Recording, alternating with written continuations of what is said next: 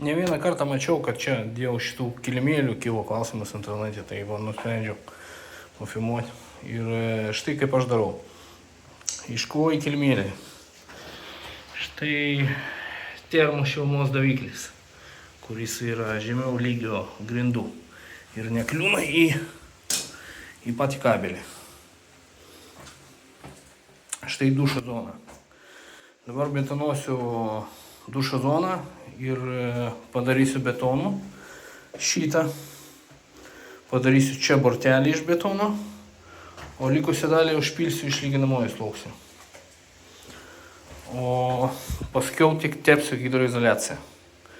Nu, aš tai toks vidury etapas. Užbičiau betonu viską, trapas įstojo savo vietą. Užverčiau kabelį, kad šiek tiek jisai nuskęstų betonė. Tai tęsim toliau. Liko paskutinis momentas.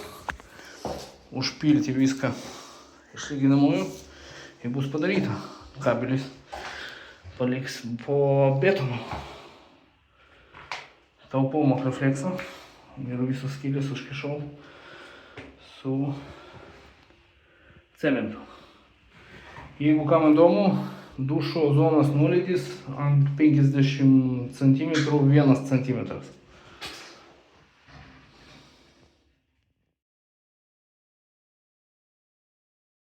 Nu va, ir gausi ledas.